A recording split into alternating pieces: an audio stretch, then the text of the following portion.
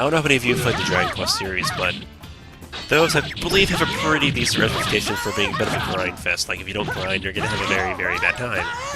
And when I was playing through that game, roughly about this, I think, pretty much the same time that's like the same time this game came in, actually, now that I think about it. And pretty much I played that, and I pretty much didn't know what the meaning of grind was. I literally just didn't want to grind, I wanted to do the story. So I pretty much literally just played through that game without grinding. And levels in that game do a lot. They give you better skills, they give you better, like, they pretty much make your attacks way better, more HP, more defense, more everything, pretty much. And it'd be really helpful to get them, but in that game I just didn't care to do it, so I literally, pretty much, I think the recommended level that you beat the game at was 55. I beat the game at level 34. Like, looking back, I have honestly no idea how I beat it. Well, how I beat it was kind of cheap. Like, items in that game, you could put them on characters, like, your fastest characters, you could give them... There's these regular items that would give you, like, would boost your entire party's defense, or heal your entire party. So literally for, like, boss battles, I would have them spam that several times, like, stack those several times, so the enemies would barely do any damage, and then they're manageable. But if you didn't get this off, you're pretty much screwed.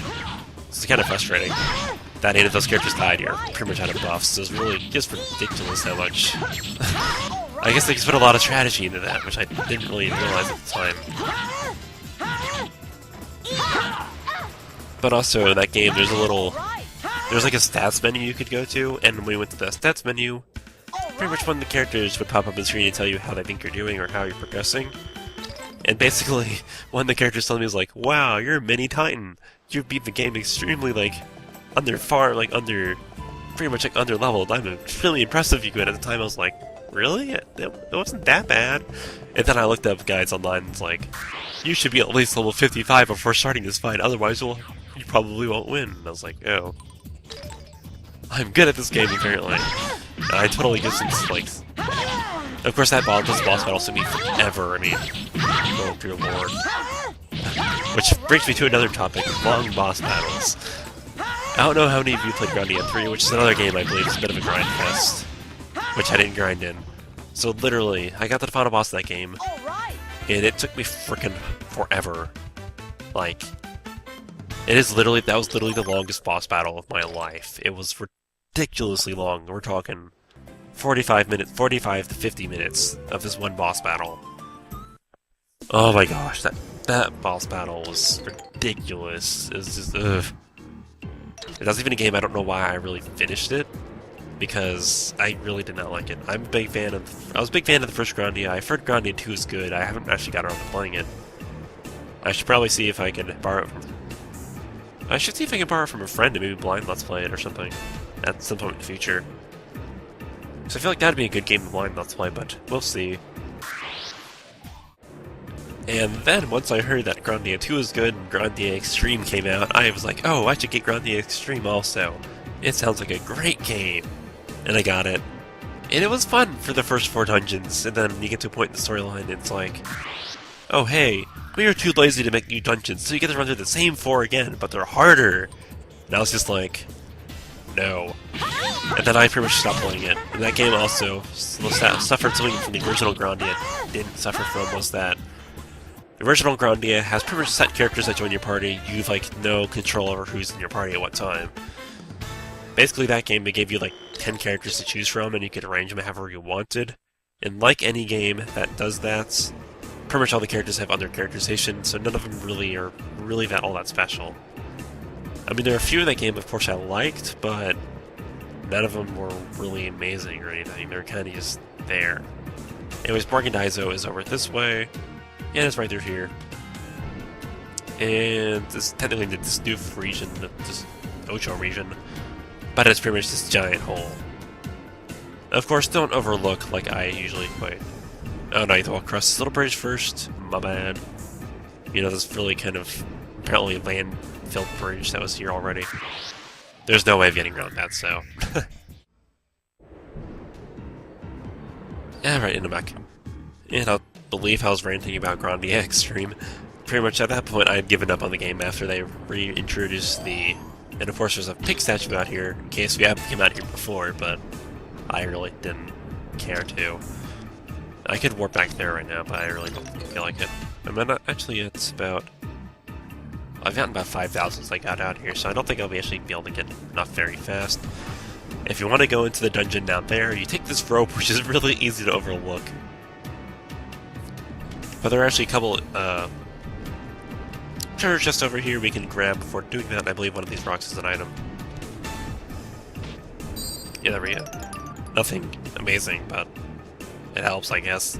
Donate to the fund. But, as I was saying, I stopped playing personally. My sister kept on playing, and apparently at some point, and actually, I don't think this when they remade the 4 dungeons you'd already done harder, they actually weren't required. They kind of just made you, they could let you do it if you had more experience, which you kind of had to.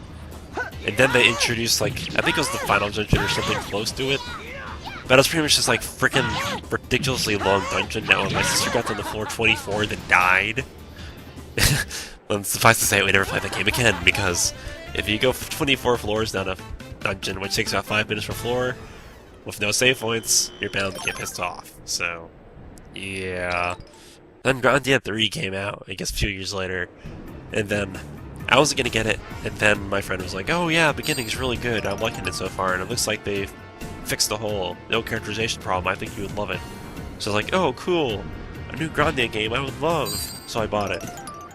And of course the beginning game was good, it had a great attention getter, I played through it, the plot was building up, then it gets to one point and it just like died off, died off hard. We're talking like so bad. And pretty much the dungeon to story ratio became like originally you say it was like 1-to-1. About the amount of time you put in the dungeons was about the amount of like a decent amount of plot you would get.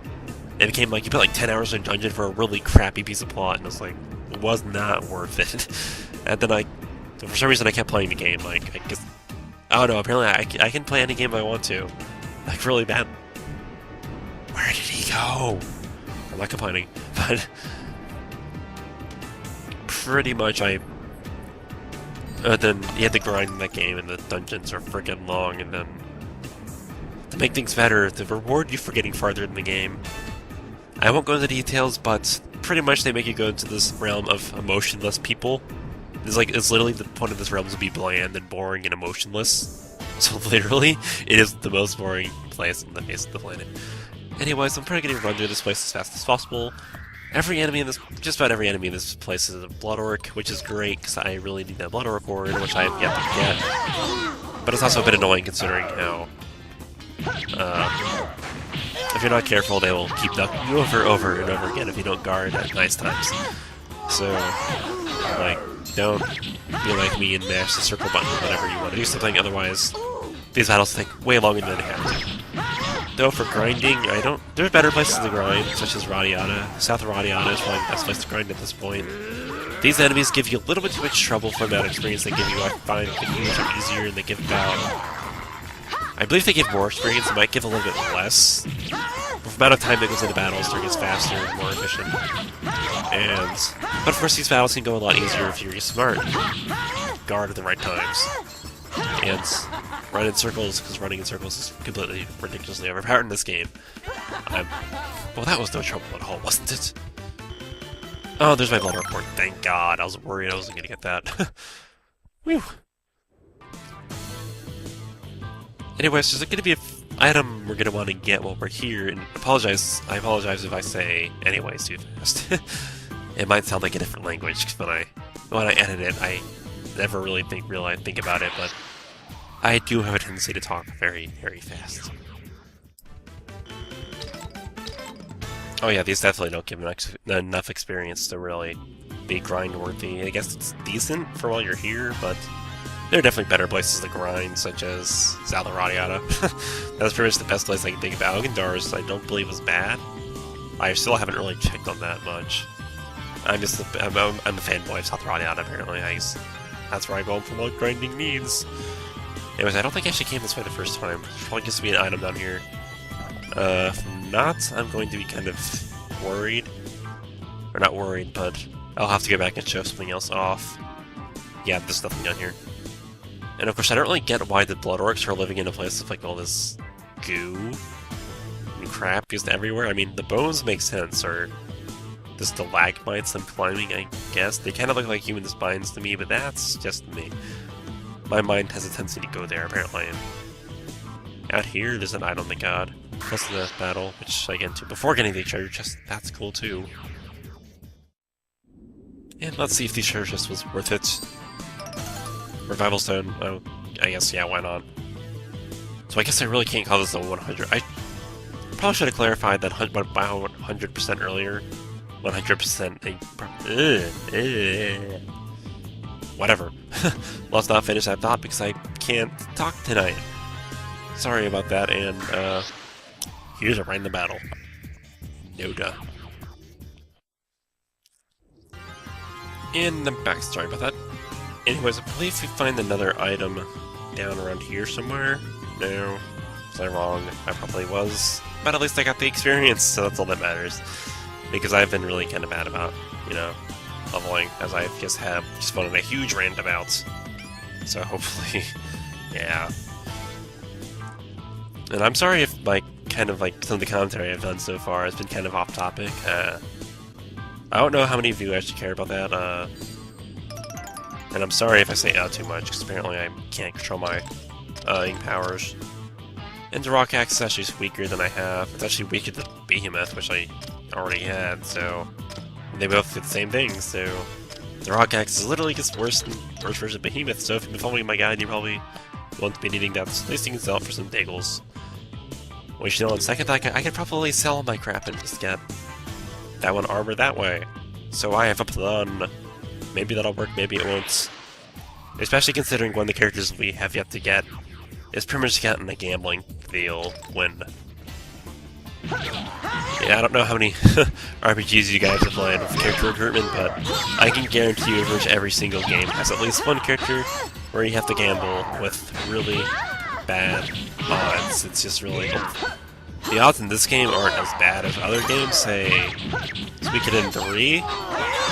So I don't know if you guys have played that, but that game literally has a character in order to get all the characters in the game and get the best ending possible. Pretty much as a character you have to play a really, really hard to understand card game with. At least I recall it being hard to understand. I wasn't the brightest kid, so maybe that's probably... And I was 6th grade at the time, so I was really impatient, so I probably never bothered to learn the rules. But it was pretty much one of the most obnoxious card games to play, and you had to beat it like 3 times or something and bet a ridiculous amount of money on it, and it was just... I don't have good experience with that. There's a heal point over here, so yay! Worth it. And so, yeah. But don't worry, the gambling part in this game isn't quite as bad as that. In this game, pretty much it's a heads or tails deal where he rolls a dice, so you have to guess whether it's even or odd. So basically you get a 50-50 chance on that. And I think I might have... No, I don't remember. I don't actually... Okay, well, I guess... If you take that little bone dealy back upwards, you'll actually get back to the earlier cliff we were on, I guess. So earlier ledge, which just makes it faster, but since I'm grinding anyways, it doesn't matter. And I might add that the scale armor is decent to have here, since, as you can see, Gance's Blaze, which I don't know if it's actually resist. I don't think it resists Blaze. I think it's because you power resist. No, resist Blaze. And since these are fire augmented, they give you a little bit more defense against that, resist the Blaze, which can be very, very annoying to deal with, since basically anything you do can be cancelled by Blaze, which is extremely annoying to deal with. Like, there are certain, like, I think only Blaze is really only what I can think of, but if you're giving an order while you get hurt while you're giving an order, the characters won't do the order since they don't know what you're saying, I guess. I guess that's what they're getting at. And so if you get Blaze, you can't really tell anyone to heal you, because you'll be like, hey, heal me, oh, my butt's on fire! You'll jump there and you won't finish what you're saying. It can be a little bit hard to deal with sometimes. At least there's more to deal with than you really want to. Oh, dear Lord, I've been 40 minutes already. Oh me, oh my. I don't know where that came from, but don't ask questions. When is late at night? It's not actually that late at night, for me at least. From this recording, it's 1:20, which means I start at 12:40. Which is a very decent time, if you ask me. Anyways, down here we can find the King's Mushroom, King's Toadstool. Well, there are actually 2 goblins being recruited for that. but you can only recruit one at a time, so we'll be coming back later for another King's Mushroom. I believe it doesn't like respawn, we leave and come back. It might respawn over 24 hours or something like that. The point is, you'll more than likely end up coming back unless you want to sit around here for a long time to find out, which I don't believe is the case. And finally, we have to come right down here, and I believe this is where the boss will be after maybe 1 or 2 random battles. Yes.